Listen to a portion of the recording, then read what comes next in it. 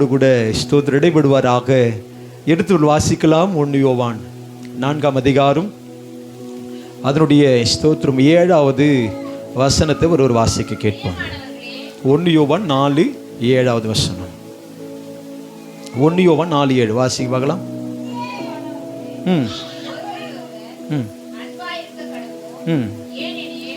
ஏனெனில் அன்பு தேவனால் உண்டாயிருக்கிறது, அன்புள்ள எவனும் தேவனால் பிறந்து அவரை அறிந்திருக்கிறான். இன்னைக்கு நம்ம எடுத்துக்கொண்ட தலைப்பு அன்பு என்கிற தலைப்பின் கீழாக இன்னைக்கு நம்மோடு கூட கர்த்தர் பேசுவாராக. இன்னைக்கு இந்த வார்த்தை சொல்லுது அன்பாய் இருக்க கடவோம். அந்த வார்த்தை சொல்லுது அன்பாய் சொல்லுங்க, அந்த வார்த்தை சொல்லுங்க, அன்பாய் இருக்க கடவோம். இன்னைக்கு அழைக்கப்பட்ட ஒவ்வொரு கிறிஸ்தவர்களும் ஒவ்வொரு மனுஷரும் ஆண்டவர் விரும்புறாரு அன்பாய் இருக்கணும். சொல்லுங்க, என்னவா இருக்கணும்? அன்புள்ளவர்களாய். அதுதான் வேதம் சொல்லுது, ஒருவரில் ஒருவர் நீங்க என்னவா இருக்கணும்? அன்பாய் இருக்கணும். நீங்க நிறைய குடும்பங்களில என்ன இல்லை அப்படின்னா அன்பு இல்லை. கவனிங்க, நிறைய இன்னைக்கு ரட்சிக்கப்பட்ட குடும்பங்களில அநேக குடும்பங்களில இன்னைக்கு என்ன இல்லை அப்படின்னா அன்பு இல்லை. இன்னைக்கு நிறைய குடும்பங்களில அன்பு வருது, வரும்போது கவரு கட்டப்பை பிடிச்சுன்னு வந்தா அன்பு ஆட்டோமேட்டிக்கா வருது. சில அன்பு வெறுமையா வந்தா அந்த அன்பு என்ன பண்றது இல்லை. சொல்லுங்க, ஒரு கட்டுப்பையை பிடிச்சுன்னு வந்தா போதும், கவனிப்ப வேற. வீட்டில் அந்த கட்டப்பையில என்ன இருக்குதுன்னு துணி, அழுக்கு துணி கூட இருக்கும், அது தெரியாது. கட்டப்பை எடுத்துட்டு வச்சுட்டாலே அது ஏதோ ஒன்று வந்திருக்குது வீட்டுக்கு. இன்னைக்கு கர்த்தர் பிள்ளைகள் இன்னைக்கு நம்ம இடத்துல ரட்சிக்கப்படாதவங்க நாம் நினைக்கிறோம் அவங்க ரட்சிக்கப்பட்டிருக்க மாட்டாங்க. அது கணவனா இருக்கட்டும், மனைவியா இருக்கட்டும், பிள்ளைகளா இருக்கட்டும்.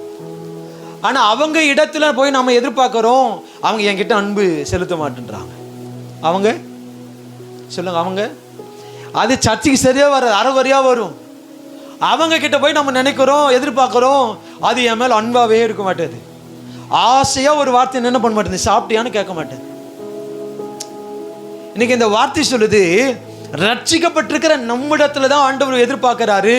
நீங்க மற்றவங்க மேல என்னவா இருக்கணும்? சொல்லுங்க, என்னவா இருக்கணும்? அதே 4ஆம் அதிகாரம் 11வது வசனத்துல வாசிங்க. 11, பிரியமானவர்களே, தேவன் இவ்விதமாய் நம்மிடத்தில் அன்பு கூர்ந்திருக்க நாமும் ஒருவரிடத்தில் ஒருவர் அன்பு கூட கடனாளிகளாய் இருக்கிறோம். என்ன கடன் இருக்கணும்? அன்பு கூறுகிற கடன் தான் இருக்கணும். இந்த அன்பு கேட்கும் போது காசு கொடுக்கலன்னா அது பக்கத்து வீடா இருக்கட்டும், அது சொந்தக்காரங்களா இருக்கட்டும், கேட்கும் போது ஜிபே பண்ணல, போன்பே பண்ணல அப்படின்னா கோஷிக்குது. இந்த வார்த்தை சொல்லுது நம்மிடத்துல ஆண்டவர் அன்பு கூறுறாரு. எப்படி அன்பு கூறுறாரு? நம்ம கிட்ட என்னென்ன இருக்கணும் ஆண்டவர் விரும்புறாரோ அது ஒன்றும் சரியா இல்லாது இருக்கும் போதும், நம்ம வாழ்க்கையில ஜெபம் இருக்காது, பைபிள் படிப்பு இருக்காது, சாட்சியா இருக்காது, பரிசுத்தம் இருக்காது, இவை எல்லாம் நம்ம இடத்துல குறைவா இருந்தாலும் ஆண்டவர் நம்ம இடத்துல என்னவா இருக்கிறா அப்படின்னா அன்பு கூறுகிறவரா இருக்கிறார். அதுல 12வது வசனம், அடுத்த வசனம், தேவனை ஒருவரும் ஒருபோதும் கண்டதில்லை, நாம் ஒருவரிடத்தில் ஒருவர் அன்பு கூர்ந்தால் தேவன் நமக்குள் நிலைத்திருக்கிறார், அவருடைய அன்பு நமக்குள் பூரணப்படும். இன்னைக்கு கர்த்தருடைய பிள்ளைகள், இன்னைக்கு ஆண்டவர் நமக்குள்ள இருக்கிறார் என்பதை ஒரு மனுஷன் எப்படி அறிந்து கொள்ள முடியும் அப்படின்னா, நீ நல்லா கவனிக்கணும். ஒரு மனுஷனுக்குள்ள ஆண்டவர் இருக்கிறாரு, அது ஒருவேளை ஆண்டவர் இல்லை அப்படின்னா இதை எதன் அடிப்படையில் நம்மால புரிந்து கொள்ள முடியும் அப்படின்னா, நம்ம கிட்ட ஆட்டோமேட்டிக்கா நம்ம கிட்ட என்ன வரும் அப்படின்னா அன்பு ஆட்டோமேட்டிக்கா வரும். அது நமக்கு உபத்திரவப்படுத்தினாலும், அது அவன் ஸ்தோத்திரம் நம்ம அடிக்கடி பிரச்சனையை கொண்டு வந்தா கூட, இன்னைக்கு நிறைய பேர் நினைக்கிறோம் அவன் ஸ்தோத்திரம் நம்ம கோச்சிக்குனா அன்பு ஆட்டோமேட்டிக்கா வரும்னு நினைக்கிறோம். இதை அதிகமாக கணவன் மனைவிக்குள்ள பார்க்க முடியும். எங்க வீட்டுக்கு நான் கோச்சினாவே போதும், ஒருவேளை நான் சாப்பிடல அப்படின்னு தெரிஞ்சுட்டா போதும், ஆட்டோமேட்டிக்கா அன்பு வச்சிருவாருன்னு நம்ம நினைக்கிறோம். அவர் யாரா இருப்பாரு? குடிகார கணவரா இருப்பாரு, ரட்சிக்கப்படாத கணவரா இருப்பாரு. அவங்க கிட்ட நாம என்ன பண்றோம் அப்படின்னா அன்பு அவங்க அன்பு செலுத்துவாங்க என்பதுக்கு சில என்ன பண்ணுவோம், சில அறிகுறி நம்ம கிட்ட இருக்கும். இதை பண்ணால் அவர் ஆட்டோமேட்டிக்காக என்ன பண்ணுறாரு. இப்போ குடிகார கணவர்னு வச்சிங்களேன், ஒரு கற்பனை பண்ணீங்க. ஒரு குடிகார கணவர்கிட்ட போய் என்கிட்ட அன்பாவே இல்லை, அவர் அன்பா என்கிட்ட பேசவே மாட்டேன்றாரு, ஆசையாக ஒரு வார்த்தை கூட பேச மாட்டேன்ட்டாரு, நான் ஆசைப்பட்டது எதுவுமே வாங்கி தரல, இனி நான் அவர்கிட்ட பேசவே மாட்டேன்னு கோச்சிக்கிறேன்னு வச்சிங்களேன். நல்லா இருக்கும் போதே அன்பு காட்டுவது குறைவு, ரட்சிக்கப்படாதவன். அப்போ ரட்சிக்கப்படாத குடிகார கணவர் நம்ம என்ன நினைக்கிறோம், இப்படி இருந்தால் அன்பு செலுத்துவாங்கன்னு. ஆனால் அவர் என்ன பண்ணுவார், ஒரு நாள் பார்ப்பார், 2 நாள் பார்ப்பார், 3ஆவது நாள் நீ சாப்பிட்டா சாப்பிடு, சொல்லுங்க சாப்பிட்டா கட்டி நான் என்ன பண்ணுறேன். இப்போது அவங்க நம்ம கிட்ட அன்பு செலுத்தணும் அப்படின்னு நம்ம எதிர்பார்க்கறத விட நாம் அவங்க கிட்ட அன்பு செலுத்துவதுக்கு தான் ஆண்டவர் நம்ம கிட்ட எதிர்பார்க்கிறார். புரியுதுல்ல? நாம அவங்க என்கிட்ட அன்பா இருக்கணும் அப்படின்னு நீங்க எதிர்பார்க்க கூடாது. நாம அவங்களுக்கு என்ன பண்ணணும். அந்த வார்த்தை சொல்லுது 12வது வசனம் 11வது வசனம் கீழே சொல்லுது, நாமும் ஒருவரிடத்தில் ஒருவர் அன்பு கூற கடனாளிகளாக இருக்கிறோம். இன்னைக்கு நம்ம நம்ம நம்ம பேசுகிற வார்த்தை அது குடும்பத்துக்குள்ளே இருக்கட்டும் அல்லது நம்ம இருக்கிற இடங்களில் இருக்கட்டும், நம்ம பேசுகிற வார்த்தை அன்பாக பேசுகிறோமா அப்படின்றத நம்ம என்ன பண்ணணும். நிறைய பேர் என்ன பண்ணுவாங்க அப்படின்னா கோபமா சொல்லுவாங்களே, எடுத்துறிஞ்சு பேசுகிறாங்க அப்படின்ட்டாங்களே, கோபமாக பேசுவாங்க. ஆனால் ரட்சிக்கப்பட்ட கர்த்தர் பிள்ளைகள் நம்ம கிட்ட ஆண்டவர் எதிர்பார்க்கிறாரு, நீங்கள் ஒருவரில் ஒருவர் என்னவா இருக்கணும், அன்பாக இருக்கணும். அப்போ அன்பு நமக்குள்ள ஆட்டோமேட்டிக்காக அன்பு நமக்குள்ள வெளிப்படுது அப்படின்னா அந்த வார்த்தை சொல்லுது, நீங்கள் அன்பு கூர்ந்தால் தேவன் நமக்குள் நிலைத்திருக்கிறாருன்னு அர்த்தம். அப்போ நீ ரட்சிக்கப்பட்டிருக்கிற, ஞானஸ்தானம் எடுத்திருக்கிற, சபைக்கு வர எல்லா மனுஷருக்கும் நீ கிறிஸ்தவன் தெரிஞ்சாச்சு, ஆனால் நமக்குள்ள அன்பு வெளிப்படலை அப்படின்னா உனக்குள்ள யார் இல்லை, நமக்குள்ள இயேசு இல்லவே இல்லை. அப்போ ஆண்டவர் நம்ம கிட்ட எதிர்பார்க்கிறாரு அன்புள்ளவர்களாக இருக்கணும். இன்னைக்கு நாம ரட்சிக்கப்பட்டு நம்ம ஒருத்தர் வந்திருக்கிறோம், ரட்சிக்கப்படாத கணவர் மனைவி பிள்ளைகளை நம்மளால சபைக்கு கொண்டு வர முடியல. கவனிங்க, இன்னைக்கு நம்ம ரட்சிக்கப்பட்டிருக்கிறோம், சத்தியத்தை அறிகிறோம், சத்தியத்தின்படி வாழ நினைக்கிறோம், தேவ சித்தம் நமக்குள்ள நடக்கணும் நினைக்கிறோம். ஆனால் ரட்சிக்கப்படாதவங்க அவங்க கிட்ட போயிட்டு என்கிட்ட ஏதாவது ஒரு மாற்றம் இருக்குதா அப்படின்னு கேட்டு பாருங்க. புரியுதா? இப்போ சபைக்கு வர அந்த அந்த அந்த ஒரு நபர் ரட்சிக்கப்படாதவங்க கிட்ட போயிட்டு வீட்டிலேயே சொல்கிறேன், குடும்பத்துக்குள்ளவே எனக்குள்ளே ஏதாச்சும் ஒரு மாற்றம் இருக்குதா, நான் இப்போ சர்ச்சைக்கு போகிறேன், ஏசப்பா எனக்குள்ளே இருக்கிறாரு, நான் அவருடைய பிள்ளையாக மாறி இருக்கிறேன், எனக்குள்ளே ஏதாச்சும் ஒரு டிஃப்ரெண்ட் இருக்குதான்னு கேட்டு பாருங்க. அவங்க என்ன சொல்லுவாங்க? அல்லது நீங்கள் ஒருவேளை கேட்டு இருந்தால் அவங்க என்ன சொல்லியிருக்கிறாங்க சொல்லுங்க பார்க்கலாம். அப்போவே நீ கெட்ட வார்த்தை பேசுறது கொஞ்சம் கம்மியாக இருந்துச்சு, இப்போ சர்ச்சைக்கு போய் என்ன பண்ணுது அதிகமாக, அப்போ நான் சொல்றது கீழ்ப்படிந்திருந்த, இப்போ நீ என்ன பண்ண மாட்டேன்ற கீழ்ப்படிறது. அப்போ நமக்குள்ள ஒரு வித்தியாசம், அதுதான் வேதம் சொல்லுது, ஒருவன் கிறிஸ்துவுக்குள் இருந்தா புது சிருஷ்டியா என்ன பண்ணணும், புதிய மனுஷனா மாறணும். அப்ப அந்த புதிய மனுஷனாய் மாறுகிற ஒரு அறிகுறி நம்ம கிட்ட எடுத்தெறிந்து பேசுகிற வார்த்தை, கோபமான வார்த்தை நமக்குள்ள ஒரு நாளும் சொல்லுங்க, ஒரு நாளும் ஆண்டவர் அதுதான் சொல்றாரு, ஒரு கர்ணத்துல உன்னை அரைச்சா நீ மறு கணத்தை என்ன பண்ணுங்க. ஆனா நம்ம என்ன பண்றோம், அவங்க ஒரு வார்த்தை பேசுறதுக்கு முன்னாடி நம்ம 4 வார்த்தை பேசிடுறோம் குடும்பத்துக்குள்ள. இன்னைக்கு நிறைய குடும்பங்கள் ஆமீன் இன்னைக்கு ஒற்றுமை இல்லாம போறதுக்கு காரணம் இந்த அன்பு. அந்த வார்த்தை சொல்லுது, ஆமீன் 20வது வசனம் வாசிங்க, 20வது வசனம், தேவனிடத்தில் அன்பு கூறுகிறேன் என்று ஒருவன் சொல்லியும் தன் சகோதரனை பகைத்தால் அவன் பொய்யன். நல்ல கவனிக்கணும், நான் கிறிஸ்தவங்க, நான் கர்த்தருடைய பிள்ளை, நான் ரட்சிக்கப்பட்டிருக்கிறேன், ஏசப்பா எனக்குள்ள இருக்கிறான்னு ஒருத்தர் சொல்லியும் அவங்க குடும்பத்தில் இருக்கிற நபரை யார வேணாலும் பகைச்சா அவங்க யாரா இருக்கிறாங்க, நீ பொய்யனா இருக்கிறன்னு அர்த்தம். புரியுதுங்களா? என்னவா இருக்கிற? இன்னைக்கு முன்னேறி எப்படி போதோ அப்படிதான் சொல்லுங்க, முன்னேறி எப்படி போதோ அப்படிதான் பின்னேறி போகும். இப்போ கணவன் மனைவிக்குள்ள நம்ம எப்படி அன்பா இருக்கிறோம், ஒற்றுமையா இருக்கிறோம் என்பதை பிள்ளைங்க என்ன பண்றாங்க, பார்க்கறாங்களா இல்லையா? நீங்க ஒருத்தருக்கு ஒருத்தர் எடுத்தெறிஞ்சிக்கிட்டு கோபமா பேசிக்கிட்டு, நீ மூஞ்சி இந்த பக்கம், அவங்க அந்த மூஞ்சி அந்த பக்கம் திருப்பிக்கிட்டு போனா பிள்ளைங்க நமக்கு பிற்காலத்தில் நம்ம கிட்ட அன்பா இருப்பாங்கன்னு நம்ம என்ன பண்றோம்? அதுதான் சொல்லு, நீ எதை விதைக்கிறியோ சொல்லுங்க, எதை விதைக்கிறியோ அதுதான் நீ அறுக்க முடியும். அப்ப நம்ம குடும்பத்துக்குள்ள ரட்சிக்கப்பட்ட நமக்குள்ள ஒரு வித்தியாசம் இருக்கணும். அன்புள்ளவர்களாய் மாறணும். என்னவா மாறணும்? அந்த வார்த்தை சொல்லுது, தேவனிடத்தில் நான் அன்பு கூறுகிறேன் என்று ஒருவன் சொல்லியும் தன் சகோதரனை பகைத்தால் அவன் பொய்யன். தான் கண்ட சகோதரனிடத்தில் அன்பு கூறாமல் இருக்கிறவன் தான் காணாத தேவனிடத்தில் எப்படி அன்பு கூற முடியும்? அப்போ கர்த்தருடைய பிள்ளைகள் இன்னைக்கு ஒரு தீர்மானம் எடுங்க. நான் அன்பு உள்ளவளாய் நான் என்ன பண்ணணும்? மாறணும். நான் என்னவா மாறணும்? அன்பு உள்ளவர்களாய் நான் என்ன பண்ணணும்? மாறணும். அன்பு எனக்குள்ள இல்லை அப்படின்னா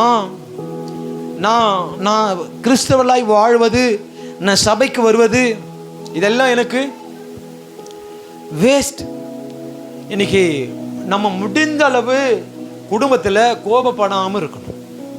சொல்லுங்க, என்ன பண்ணாமல் இருக்கணும்? இன்னைக்கு நம்ம அன்பு காட்டுகிறவர்களாய் தான் ஆண்டவர் நம்ம இடத்துல எதிர்பார்க்கிறாரே தவிர, அப்போ இன்னைக்கு அநேக குடும்பங்கள் இன்னைக்கு ஒற்றுமை இல்லாமல் இருப்பதற்கு காரணம் அதான் 1 கொரிந்தியர் 8:3 சொல்லுது, தேவனிடத்தில் அன்பு கூறுகிறவன் எவனோ அவன் தேவனால அறியப்பட்டிருக்கிறான். தேவன் உன்னை அழைச்சது உண்மை அப்படின்னா, தேவன் உன்னை கண்டது உண்மையானா உன் வாழ்க்கை என்னவா மாறி இருக்கணும்? அன்பு வெளிப்படுத்துகிற மனுஷரை. அதுதான் 1 கொரிந்தியர் 13 எடுங்க பார்க்கலாம். 1 கொரிந்தியர் 13 சில வசனங்களை வாசிக்கலாம். 1 கொரிந்தியர் 13 1 சில வசனங்கள் வாசிங்க பார்க்கலாம். எல்லாருமே சேர்ந்து படிங்க பார்க்கலாம். எல்லாரும் சேர்ந்து படிங்க. சரி சரி. அன்பு எனக்கு இராவிட்டால் சத்தமிடுகிற வெண்கல போலவும் ஓசையிடுகிற கைத்தாளம் போலவும் இருப்பேன். நான் தீர்க்க தரிசன வார்த்தை உடையவனாய் இருந்து சகல ரகசியங்களையும் சகல அறிவையும் அறிந்தாலும் மலைகளை பேர்க்கத்தக்கதாக சகல விசுவாசம் உள்ளவனாய் இருந்தாலும் அன்பு எனக்கு இராவிட்டால் நான் ஒன்றுமில்லை. எனக்கு உண்டான யாவற்றையும் அன்னதானம் பண்ணினாலும் என் சரீரத்தை சுட்டரிக்கப்படுவதற்கு கொடுத்தாலும் அன்பு எனக்கு இராவிட்டால் எனக்கு பிரயோஜனம் ஒன்றுமில்லை. தயவு உள்ளது, அன்புக்கு பொறாமை இல்லை. அன்பு தன்னை புகழாது, இருமாப்பா இராது, அயோக்கியமானதை செய்யாது, தற்பொழிவை நாடாது, சினமடையாது, தீங்கு நினையாது, அநியாயத்தில் சந்தோஷப்படாமல் சத்தியத்தில் சந்தோஷப்படும், சகலத்தையும் தாங்கும், சகலத்தையும் விசுவாசிக்கும், சகலத்தையும் நம்பும், சகலத்தையும் சகிக்கும். போதும். அன்பு உனக்குள்ள இருந்தா அந்த 7வது 8வது வசனம் சொல்லுது, சகலத்தையும் தாங்கும். சொல்லுங்க, என்ன பண்ணுங்க? சகலத்தையும். என்ன இருந்தா சொல்லுங்க, என்ன இருந்தா நம்ம குடும்பத்தில் தாங்குறோமா? சகலத்தையும் சகிக்கிறோமா? அந்த 6வது வசனம் சொல்லுது, அயோக்கியமானதை ஒரு நாளும் செய்யாது, தற்பொழிவை நாடாது, சினமடையாது, தீங்கு நினையாது, அநியாயத்தில் சந்தோஷப்படாமல் சத்தியத்தில் சந்தோஷப்படும். இன்னைக்கு சகலத்தையும் தாங்குவது அன்பு. இப்போ இந்த இந்த அன்பு பிரதானமா எங்க வெளிப்படணும் அப்படின்னா, மாமியார் மருமகள் ரட்சிக்கப்பட்டவங்க மாமியார் மருமகள் இருக்கிறாங்க அப்படின்னா, இப்போ கற்பனை பண்ணி பாருங்க, மாமியார் உட்கார்ந்துட்டு இருக்கிறான்னு வச்சிங்களேன். அப்போ மருமகள் காலில் போகும்போது கால் பட்டுச்சு, மாமியார் மேலே கால் பட்டுச்சுன்னு வச்சுங்க. 2 பேருமே ரட்சிக்கப்பட்டவங்க, 2 பேருமே ரட்சிக்கப்பட்டிருக்கிறாங்க. மாமியார் உட்காந்துட்டு இருக்கிறாங்க, மருமகள் போகும்போது ஏதோ தெரியாமல் கால் பட்டுச்சு. அப்போ உடனே நம்ம என்ன பண்ணணும்? இப்போ அந்த ரட்சிக்கப்பட்ட மாமியார் என்ன சொல்லணும்? சொல்லுங்க. புரியுது நான் சொல்றது? மாமியார் உட்காந்துட்டு இருக்கிறாங்க, மருமகள் போகும்போது கால் பட்டுச்சு, தெரியாம பட்டுச்சு, தெரியல தெரியாம கால் பட்டுச்சு. ரட்சிக்கப்பட்ட மாமியார் என்ன சொல்லணும்? பார்த்துப்போமா, கீழே கீழே விழுந்துட்டு பாருமா, இப்போ மேலே நெத்திக்கு விழுந்துட்டு இருப்போமா. ஒரு அந்த வாஸ்கால் கால் படுது அப்படின்னா மாமி என்ன பண்ணுவாங்க? அவங்கள பார்க்கும்போது ஏமா பார்த்துமா கீழே விழ போகிற அப்படின்னு சொல்லாங்க. இடிச்சுக்கிற மாதிரி வராங்க அப்படின்னா என்ன பண்ணுவாங்க? உடனே ஏமா பார்த்துமா கீழே விழ போகிற. இப்போ ரட்சிக்கப்பட்ட மாமியார் சொல்ல வேண்டிய வார்த்தை, ஏமா நீ கீழே விழுப்பாருமா பார்த்து. இப்போ அந்த வார்த்தையே கொஞ்சம் கோபமாக சொல்லி பாருங்க. இப்போ சாதாரணமாக சொல்கிறாங்க, ஏமா கீழே விழப்போற பார்த்து போமா அப்படின்ற வார்த்தையை அப்படியே கோபமாக சொல்லுங்க பார்க்கலாம். அதே வார்த்தை தான். கீழே விழுப்பார அம்மா, கீழே விழுப்பாருமா பார்த்து போமா அப்படின்ற வார்த்தையை அப்படியே சொல்லுங்க பார்க்கலாம். உங்கள் மாடுலேஷன் சொல்லுங்க பார்க்கலாம். ஓ கீழே விழுப்பார புரித வார்த்தை. அப்போ ரட்சிக்கப்பட்டவங்க ஒருவேளை மருமக தெரிஞ்ச கூட வேணுன்னே கூட இடிச்சிட்டு போயிருக்கலாம். அதுக்கு அர்த்தர் அறிவார்.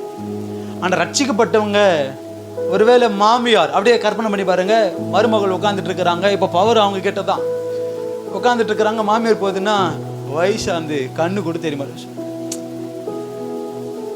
எங்கன்னா ஒரு மூளை போய் உட்காந்தானா அப்படின்னு என்ன பண்ணக்கூடாது? மருமக சொல்லுங்க, மருமக என்ன பண்ணக்கூடாது? ஒன்று இப்போ மாமியார் நம்ம என்ன கூப்பிடுறதுலேயே மருமக எப்படி இருக்கிறாங்க, மாமியார் எப்படி இருக்கிறாங்கன்றது என்ன கூப்பிடுறோம்? ரட்சிக்கப்பட்டவங்க நம்ம எப்படி கூப்பிடுறோம்? மாமியார் ஒரு ரோசமா ஃபேமிலி தான் இருக்குது, வேற யாரும் இல்லை. சரி, எப்படி கூப்பிடலாம் அப்படி சொல்லுங்க. அவங்கள விட்டுருங்க. எப்படி கூப்பிடலாம்? எப்படி கூப்பிடுறாங்க மருமகள், மாமியார்கள் சொல்லுங்க பார்க்கலாம். எப்படி கூப்பிடலாம்?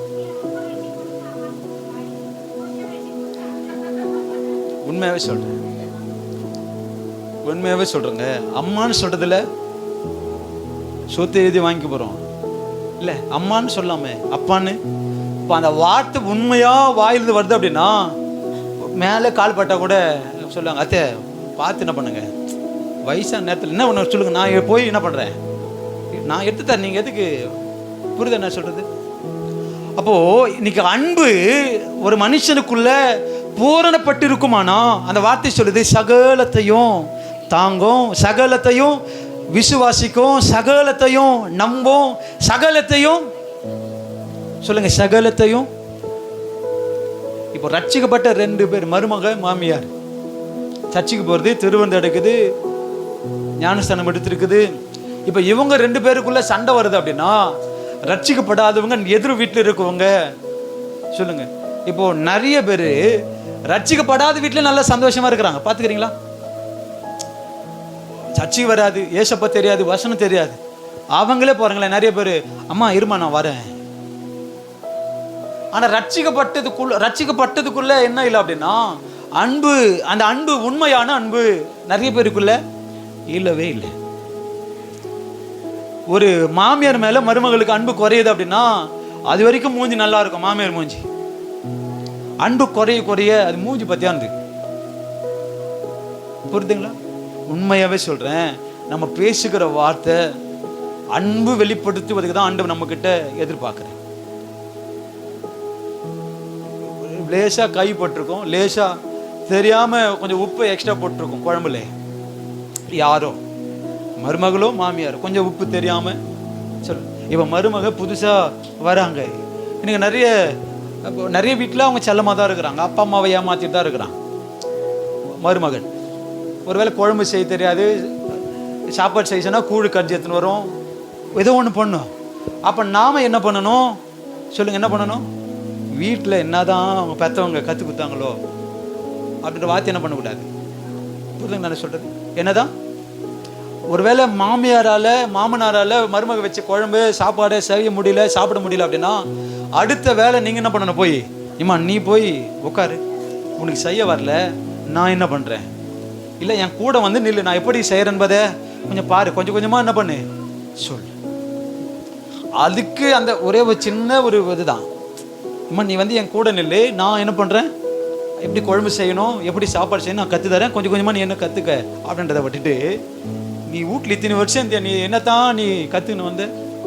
புரியுதுங்களா வார்த்தை? அப்போது அன்பு நமக்குள்ள குறையுதான். நான் சொல்கிறேன், பிரச்சனை வரும். ஒரு குடும்பத்துக்குள்ள அன்பு, உண்மையான அன்பு எங்கே குறையுதோ அங்கே ஆட்டோமேட்டிக்காக என்ன வரும் சொல்லுங்க? ஆட்டோமேட்டிக்காக பிரச்சனை ஸ்டார்ட் ஆகும்.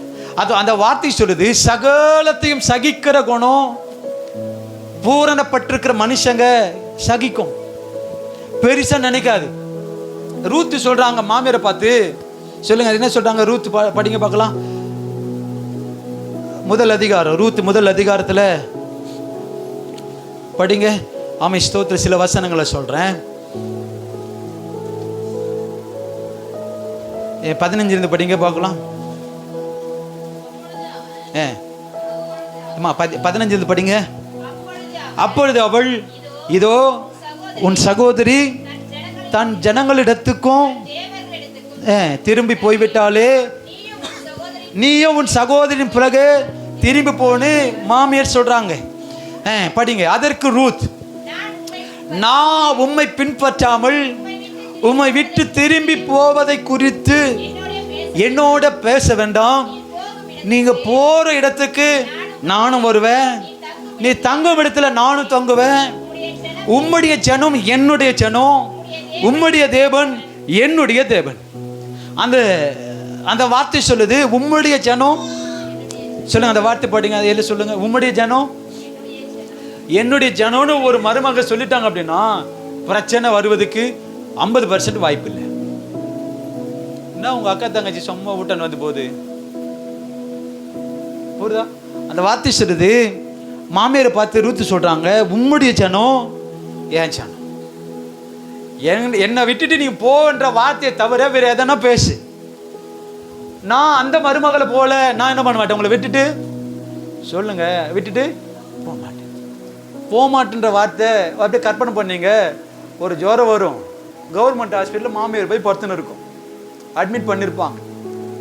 எத்தனை மருமகள் ஹாஸ்பிட்டலில் போயிட்டு மாமியாரை பார்த்துக்கிறாங்கன்றது கவர்மெண்ட் டாக்டர் போய் கேட்டு பாருங்களேன். அதுக்குன்னே இருக்கும், அவங்க பொண்ணு இருக்கும், ஏதோ ஒரு ஊரில் இருக்கும், ரொம்ப தூரத்தில்.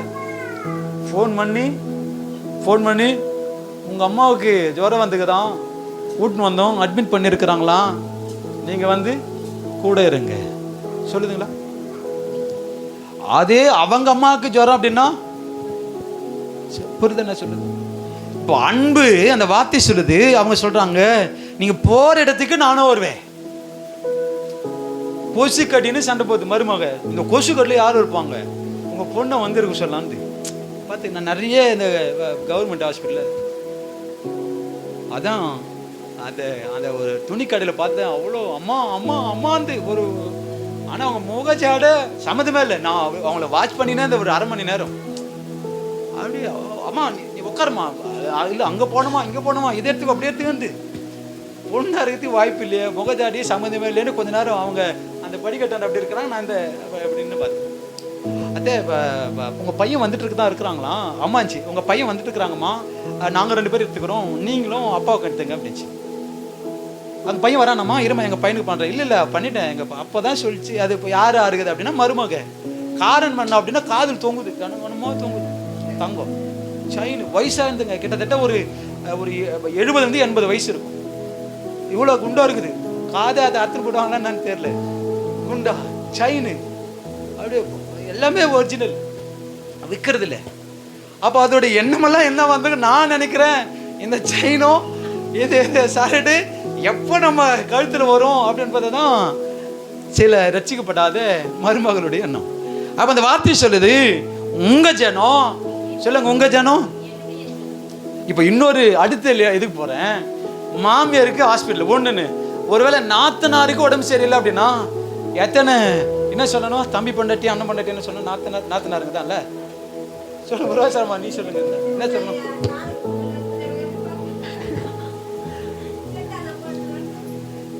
அப்போ விற்கிறத வாங்கி போட்டுங்க நீ. இப்போ அப்போ என்ன சொல்லுவாங்க, அண்ணன் பொண்டாட்டி நாத்தனாருங்க தான், நாத்தனார். இப்போ அவங்க இப்போ வீட்டுக்காரோட அக்கா தங்கச்சின்னு வச்சுங்க, யாரோ ஒருத்தர் அட்மிட் பண்ணியிருக்கிறாங்க. உடனே நம்ம என்ன பண்ணணும் சொல்லுங்க. இப்போ நாம ஹாஸ்பிட்டல் படுத்துட்டு ஒருத்தரோட ஃபோன் பண்ணி கேட்கல அப்படின்னா அது ஒரு பெரிய பிரச்சனையாகவே என்ன பண்ணிடுறோம். நான் இத்தனை நாள் அட்மிட் ஆகிருந்தேன், ஒரு ஆப்பிள் வாங்கி வந்து எனக்கு என்ன பண்ணல, ஒரு சாத்துக்குடி, ஒரு ஃபோன் பண்ணி. அப்போ இன்னைக்கு நம்ம அந்த வார்த்தை சொல்லுது, நீ தங்க இடத்துல நானும் தங்குவேன், உம்முடைய ஜனம் என்னுடைய ஜனம். 17வது வசனம் எல்லாம் சேர்ந்து படிங்க. நீர் மரணமடையும் இடத்தில் நானும் மரணம் அடைந்து அங்கே அடக்கம் பண்ணப்படுவேன். மரணமே அல்லாமல் வேறொன்றும் உம்மை விட்டு என்னை பிரித்தால் கர்த்தர் அதற்கு சரியாகவும் அதற்கு அதிகமாகவும் எனக்கு செய்ய கடவை. என்ன சொல்லுது? கற்பனை பண்ணி பாருங்க. மாமியாரை பார்த்து மருமகளை பார்த்து, நம்ம சாவு ஒண்ணுதான் நம்மளை பிரிக்கணுமே தவிர வேற ஒன்றும் அந்த அந்த அந்த அந்த அன்பை தான் ஆண்டவர் சொல்றாரு. இந்த அன்பு சகலத்தையும் சகிக்கும். ஒரு மனுஷனுக்குள்ள நடிக்கிற அன்பு இருக்குது. நடிக்கிற ஒரு ஃபங்க்ஷன் வச்சுட்டா போதும், அது வரைக்கும் எளியம் பொண்ணுமா இருக்கும். வீட்டில் ஒரு ஃபங்க்ஷனு ஒரு 10 பேர் வந்துட்டாக்கா அப்போ கொஞ்சம் பாரு அதே அதே கேரக்டர் இருக்கும். மாமியார் மருமாங்க ஒரு ஃபங்க்ஷன் 4 பேர் வந்துட்டாங்க அப்படின்னா அவங்க பார்க்குற மாதிரி நடிக்கும். அம்மா இது அது அது பொய்யான அன்பு. அப்போ உண்மையான அன்பு ஒரு மனுஷனுக்குள்ளே இருக்குமானா அந்த வார்த்தை சொல்லுது, நான் ஒரு வேளை உங்களை சரியாக நான் பார்க்கல, உங்களை சரியாக கவனிக்கல, உனக்கு வேலைக்கு சாப்பாடு கொடுக்கல, உங்களுக்கு தேவையானதை நான் கொடுக்கல அப்படின்னா அவன் கர்த்தர் அதற்கு சரியாகவும் அதற்கு அதிகமாகவும் எனக்கு செய்வார் என்பதை ஒவ்வொரு மாமியாரும் மருமகளும் இன்னைக்கு சொல்றேன். அதே மாமியார் கூட மருமகளுக்கு ஒரு விதமா, நான் பெத்த புள்ள எப்பயோ ஒரு வாட்டி தான் வருது அப்படின்னு ஸ்பெஷல் என்ன பண்ணக்கூடாது சொல்லுங்க. புரியுது என்ன சொல்றது? அவங்க சொல்லுவாங்க, அதுக்கு காரணம் சொல்லுவாங்க, எங்கேயோ எப்பயோ வருஷத்துக்கு ஒரு முறை தான் வருது, அதுக்காக தான் நாட்டுக்கோயே அடிப்பாங்க பொண்ணு வந்தா மட்டும். மருமகளுக்கு ரசம் தான் வச்சுக்கிறோம், அதுவும் நேற்று வச்சுது கொஞ்சம் நீயும் அவங்க வீட்டுக்காரம் அப்படி சொல்ல. நான் 2 பேருக்குமே சொல்றேன். அந்த வார்த்தை சொல்லுது, கர்த்தர் அதற்கு, பொண்ணுக்கு நாட்டுக்கோழியும் மருமகளுக்கு கவிச்சு இல்லாமன்னு வச்சுக்கோங்க, ஏதோ ஒன்று ரசமோ சாம்பார். அந்த வார்த்தை பாட்டுங்க, கர்த்தர் அதற்கு சரியாகவும் அதற்கு அதிகமாகவும் எனக்கு செய்ய கடவர் என்றார். கர்த்தர் பார்க்குறாரா இல்லையா? நீ ஃப்ரிட்ஜில் வச்சு 3 நாள் சூடு பண்ணி சாப்பிட்ற, ஒருவேளை சாப்பாடு இல்லை, மருமகளுக்கு மாமியாருக்கு இல்லை. ஆனால் நீ நல்ல கறியும் மீனும், மாமியாருக்கு மருமகளுக்கு ஒரு வேளை வசதி இல்லை, வாய்ப்புகள் இல்லை, சாப்பாடு இல்லை, நல்ல குழம்பு இல்லை அப்படின்னா அதையே உன்னால் ஒரு குழம்பு உன்னால் கொடுக்க முடியல. ஸ்தோத்திர, வாய் கீழே போச்சுன்னா அது வேற. அதையே நம்ம கொடுக்கல அப்படின்னா நம்ம என்ன கிறிஸ்தவர்களாக இருக்க முடியும்? புரியுதுங்களா? அது நம்ம என்ன கிறிஸ்தவர்களாக இருக்க முடியும்? அப்போ உண்மையான அன்பு நம்ம கிட்ட இருக்கணும் என்பதை ஆண்டவர் வெளிப்பாடு. அந்த வார்த்தை நீ எந்த அளவுக்கு உண்மையா நீ செய்யறியோ அந்த வார்த்தை கர்த்தர் அதற்கு சரியாகும். இல்லைங்க, என் மருமகளை என் மக மாதிரி நான் பார்க்குறேன், எங்க மாமியாரை எங்க அம்மா மாதிரி பார்க்குறேன் அப்படின்னு உண்மையான அன்பு உனக்குள்ள இருக்குமாண்ணா? நான் சொல்ல, அது இன்னும் 1 வருஷம் இருக்குமோ 2 வருஷம் இருக்குமோ பரலோகம் போயிடும். அவங்களுக்கு நம்ம என்ன பண்ண மாட்டோம். ஆனால் அதே கேரக்டர் டெத்தில் வந்து அழுது பாருங்க, அவங்களுக்கு உண்மையாகவே அது உடம்பு கூசுமா, யாரும் நம்மளை கிண்டல் பண்ணுவாங்களே அப்படின்ற ஒரு எண்ணமே இருக்காது. பார்த்துக்கிறீங்களா? நிறைய டெத்தில் அதுதான் அந்த பால் ஊற்றுற ஒரு இதை வச்சுக்கிறாங்கன்னு நினைக்கிறேன். ஒரு வாட்டினா ஒரு வேளை சோறு இடாது, ஒரு குழம்பு ரசத்தை கூட கொடுக்காதுன்னு வச்சிங்களா. ஆனால் டெத்து ஆயிடுச்சுன்னா அழுது பாருங்க, அதை என்ன சொல்லுவாங்க, அதை காம்ப்ரமைஸ் பண்ணவே முடியல. அப்படி வருது. இப்போ எங்கே வருது? அடக்கம் பண்ணுற வரைக்கும் வருது. உயிரோடு இருக்கும்போது ஒருவேளை சாப்பாடு கூப்பிட்டு அது மழையில் ஒழுகிட்டு இருக்கோம். வீடு மழையில் ஓடிக்கிட்டு இருக்கோம். நாம் நல்ல ஃபேன் போட்டுட்டு ஏசி போட்டுட்டு இருக்கிறோம். மழை வருது, நீங்கள் வந்து என்ன பண்ணுங்க சொல்லுங்கள். மழை வருது, நீங்கள் வந்து என்ன பண்ணுங்க வீட்டில் சொல்லுங்கள். நம்ம என்ன பண்ண, நமக்கு அந்த மனசு இன்னைக்கு படுக்க வச்சுட்டா டெய்லியுமே வந்து படுத்துக்குமோ அப்படின்றோம். அப்போ நமக்குள்ள இந்த குணம் நம்ம கிட்ட இருக்கும் அப்படின்னா, அன்பு இல்லை அப்படின்னா, நீ அந்த வார்த்தை சொல்றது இப்போ படிங்க, நீ என்னதான் அந்நிய பாஷை பேசினாலும், நீ என்னதான் தீர்க்கதரிசனம் உடனேவராக இருந்தாலும், நீ என்னதான் பிரசங்கம் பண்றவங்களா இருந்தாலும், நீ என்னதான் ஜெபிக்கிறவனா இருந்தாலும், நீ என்னதான் காணிக்கை கொடுக்கிறவங்களா, என்னதான் தசமா கொடுக்கிறவங்க, என்னதான் சரியா வருஷந்தோறும் சரியா ஆலயத்துக்கு வரவங்களா இருந்தா கூட அது உனக்கு பிரயோஜனம் இல்லை. அந்த வார்த்தை சொல்லு, உனக்கு பிரயோஜனம் இல்லை. அப்ப கர்த்தர் பிள்ளைகளே, அப்ப இந்த ரூத்தோட அன்பு என்ன பண்ண, நமக்குள்ள இன்னொரு கேரக்டர் இருக்குது. அந்த கேரக்டர் படிங்க பார்க்கலாம். ஆமீன், ஸ்தோத்திரம். படிங்க 11வது வசனம், 12 படிங்க. 12 நான் சுதந்திரவாளி என்பது மெய்தான், ஆனாலும் ரூத் 3:12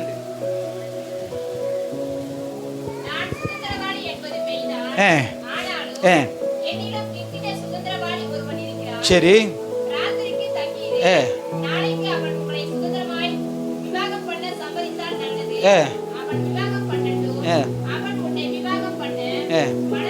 இல்ல, அதுக்கு மேல வசனம் நான் சொல்றேன். அதுக்கு மேல ஸ்தோத்திரம்.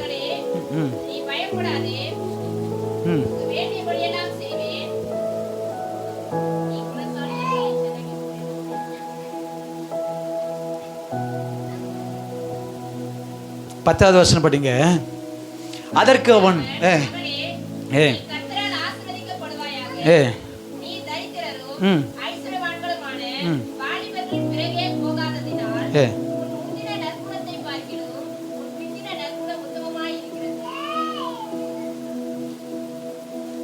ஒன்னாம் அதிகாரம் 10வது வசனம். உம்முடைய ஜனத்தண்டைக்கு உம்முடன் கூட வருவோம் என்றார்கள். என் மக்களே, நீங்க திரும்பி போங்க, என்னோடு ஏன் வருகிறீர்கள்? உங்களுக்கு புருஷராகும்படிக்கு இனிமேல் என் கர்ப்பத்தில் எனக்கு பிள்ளைகள் உண்டாகுமோ? திரும்பி போங்கள், நான் வயது சென்றவள், என் புருஷனுடன் வாழத்தக்கவள் அல்ல. அப்படிப்பட்ட நம்பிக்கை எனக்கு உண்டாயிருந்து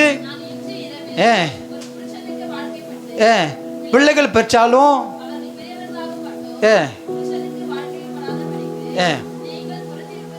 14வது வசனம், நேரம் இல்லை, 14வது. அப்பொழுது அவர்கள் சத்தமிட்டு அதிகமாய் அழுதார்கள். ஓர்பால் தன் மாமியை முத்தமிட்டு போனால், ரூத்தோ அவளை விடாமல் பற்றி கொண்டார். இப்ப மாமியார் சொல்லிட்டாங்க 2 மருமகளை பார்த்து, ஏமா என்ன பின்தொடர்ந்து வராதிங்க, நான் வயசாயிட்டேன், நீங்க என்ன பண்ணுங்க, உங்க வீட்டுக்கு நீங்க திரும்பி போயிடுங்க சொன்ன உடனே ஒரு கேரக்டர் வந்து முத்தமிட்டுட்டு, மாமியாருக்கு முத்தமிட்டுட்டு பாயின்னு சொல்லிட்டு போயிடுச்சு. அது எண்ணமெல்லாம் எப்படா நம்ம இந்த கேள்வி விட்டு போவோம் என்றது எண்ணம் தான், ஒரே ஒரு எண்ணம். ஆனா ரூத்தோ அவளை விடாமல் பற்றி கொண்டாள். என்னதான் மாமியாருக்கு கோபம் எப்பவுமே எரிஞ்சு விழுற மாமியாரா இருந்தாலும், என்னதான் நல்லது பண்ணாலும், அன்பு செலுத்தாத மருமகளா இருந்தாலும், ஒரு நாள் இல்லை ஒரு நாள் உங்க அன்பு புரிந்து கொள்வாங்க. அப்ப நமக்குள்ள உண்மையான அன்பு இல்லை அப்படின்னா, ஸ்தோத்திரம். அதுதான் வாசிங்க 1 சாமுவேல் 1ஆம் அதிகாரம் 5:8 வாசிக்கிறேன். அன்னாளை சிநேகித்தபடினால் அவளுக்கு ரெட்டிப்பான பங்கு கொடுப்பான், கர்த்தர் அவள் கர்ப்பத்தை அடைத்திருந்தார். 8வது வசனம். அவன் புருஷனாகிய எல்கானா அவளை பார்த்து, அன்னாளே ஏன் அழுகிறாய், ஏன் சாப்பிடாது இருக்கிறாய், ஏன் சஞ்சலப்படுகிறாய், 10 குமாரரை பார்க்கிலும் நான் உனக்கு அதிகம் அல்லவா என்று ஒரு மனைவியை பார்த்து கணவர் சொல்றாரு. அவங்க சூழ்நிலை என்ன? குழந்தை இல்லை. சொல்லுங்க, என்ன இல்லை? இப்போ அதே அவட கணவன் எல்கானா என்ன பண்ணிருக்கணும்? எனக்கு இன்னொரு மனைவி வந்தாச்சு, இனி நீ என்ன பண்ணல, உன் வேலையை பார்த்துன்னு நீ போன ஒரு நாளும் அந்த வார்த்தை என்ன பண்ணல அண்ணாள் கிட்ட. அவங்க சொல்றாங்க, அது மேல் வசனம் 5வது வசனத்துல, அண்ணாளை சிநேகித்தபடியினால் அவளுக்கு ரெட்டிப்பான பங்கு அன்பு அண்ணாள் மேல இருந்ததுனால பிள்ளை இல்லை, அதுக்காக மனைவி என்ன பண்ணல, இப்போ அது ஃபேஷன் ஆயிடுச்சு. பிள்ளை இல்லை, குழந்தை இல்லை அப்படின்னா உடனே டைவர்ஸ் பண்ணிட்டு இன்னொரு கல்யாணம் பண்ணிக்கிறோம். ஆனா இங்க அண்ணாளை அதிகமா எல்கானா என்ன பண்றாரு அப்படின்னா அன்பு வைக்கிறார். நான் உனக்கு 10 குமாரரை பார்க்கலாம், நான் உனக்கு அதிகம் அல்ல, ஏன் ஆடுற, நான் உன்கிட்ட அன்பா இருக்கிறேனே. இப்ப இந்த அன்பு இப்ப இருக்கிற கணவன் மனைவிக்குள்ள உண்மையான அன்பு இருக்குதா அப்படின்னா ரொம்ப கடினம். இப்ப நான் சொல்றேங்க, இன்னைக்கு சர்ச்சுக்கு வந்திருக்கிற உங்களை பார்த்து சொல்றேன், நாம ரட்சிக்கப்பட்டிருக்கிறோம், நாம கர்த்தருடைய பிள்ளைகளா இருக்கிறோம், நம்ம கிட்ட இருந்து அந்த அன்பு வெளிப்படட்டும். சொல்லுங்க அல்லேலூயா, அல்லேலூயா. அன்பு, நாம அன்பு செலுத்துவோம். அவங்க அன்பு செலுத்துறாங்களே இல்லையோ, சொல்லுவோம். அவங்க அந்த நம்ம பாஷை சொன்ன அவங்க இடுறாங்களே இல்லையோ, நாம அவங்களுக்கு சொல்லுவோம். இடாதவங்களுக்கு சொல்லுங்க, அந்த பழமொழி சொல்ல, இடாதவங்களுக்கு இட்டு தான் காட்டணும் சொல்றோமா இல்லையா? இடாதவங்களுக்கு. நான் சொல்றேங்க, நீ எந்த அளவுக்கு அன்பு செலுத்துறியோ அந்த அன்பு தேவனால் உண்டாயிருக்கிறது. அந்த மனுஷி தேவனால் உண்டாயிருக்கிறாங்க. அப்ப நாம அன்பு உள்ளவர்களா இருப்போம் எல்லா சூழ்நிலையிலும். அன்பு சகலத்தையும் நம்பும், அன்பு சகலத்தையும் விசுவாசிக்கும், சகலத்தையும் தாங்கும், சகலத்தையும் சகிக்கும். அன்பு நமக்குள்ள இருந்தா சொல்லுங்க, அன்பு நமக்குள்ள இருந்தா. அப்ப அந்த அன்பு, அத 1 யோவான் 4:8 வாசிக்கிற, அன்பு இல்லாதவன் தேவனை அறியான். மத்தேயு 25ஆம் அதிகாரம் வாசிங்க, மத்தேயு 25:45 வாசிங்க. 25:45. அவர்களுக்கு பிரதித்திரமாக சிறியவர்களாகிய இவர்களுக்கு ஒருவர்ல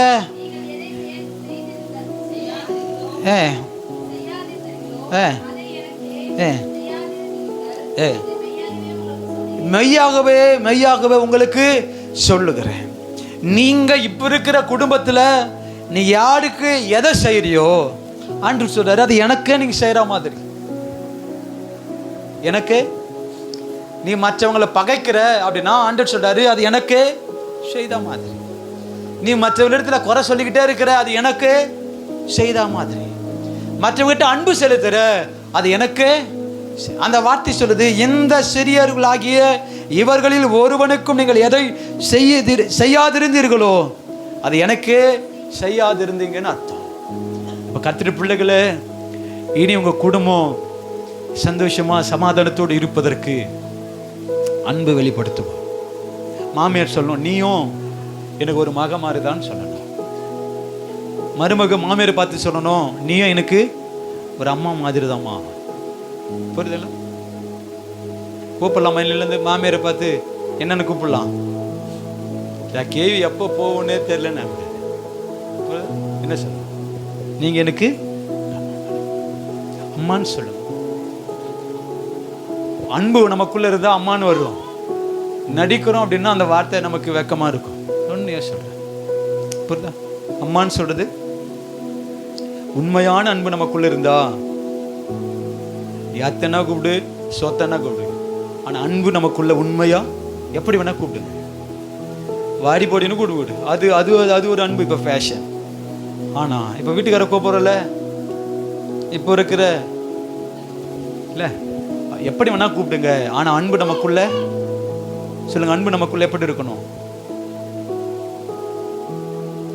என்னதான் மனைவி கணவரை கூப்பிட்டாலும் மாமான்னு சொல்ற ஒரு வார்த்தை ஆமாவா இல்லையா? சில சில ட்ரிக்ஸ் சொல்றேன்.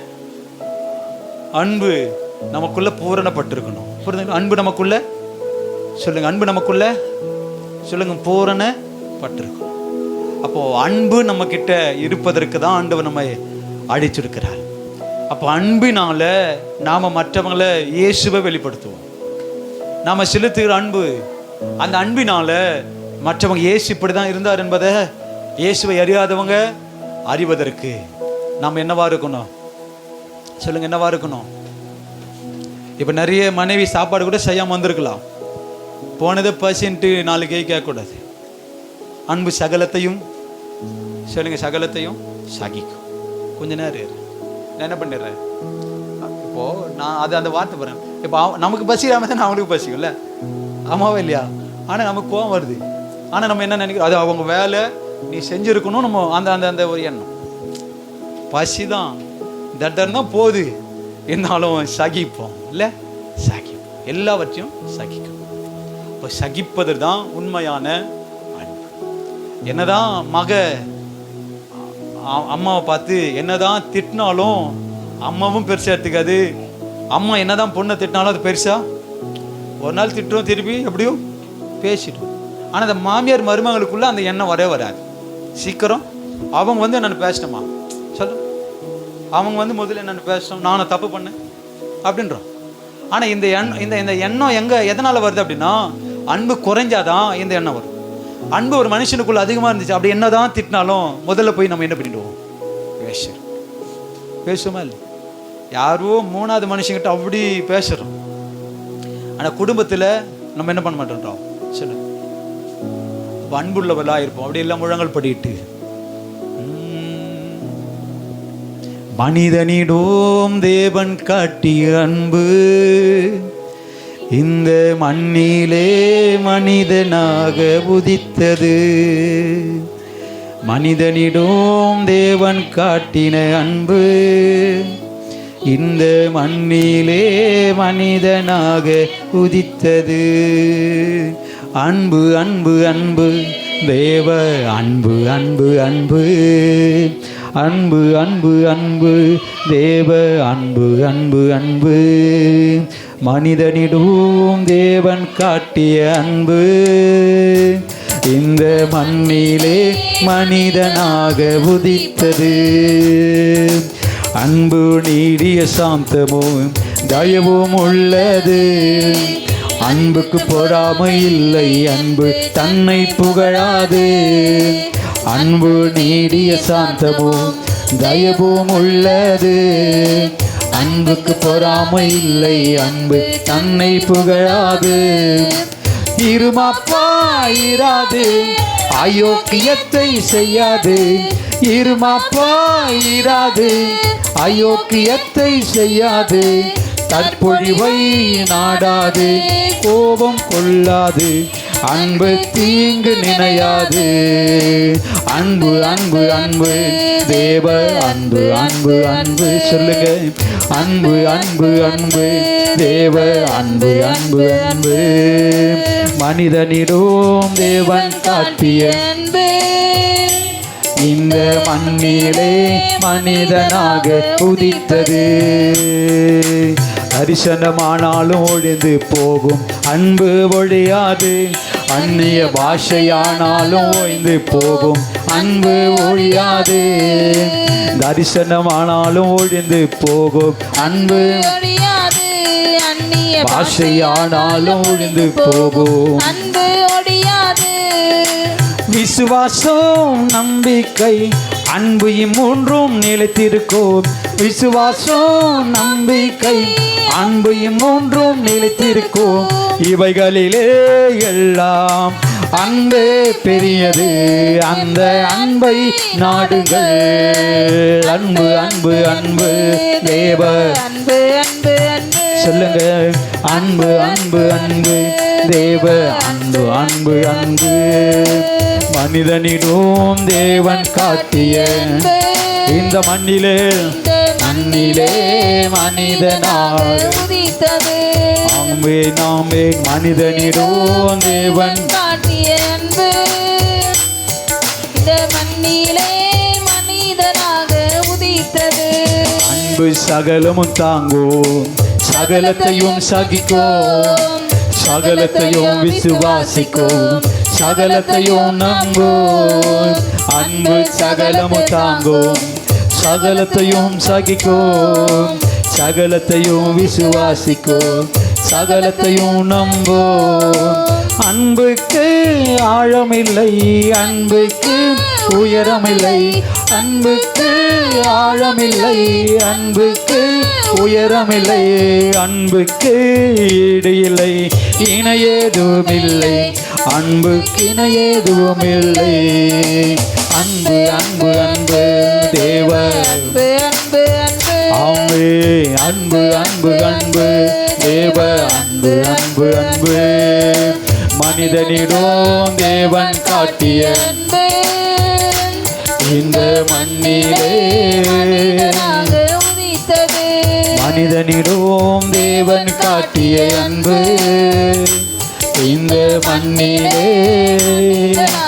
உதித்தது. நீ உண்மையாகவே இந்த பேசின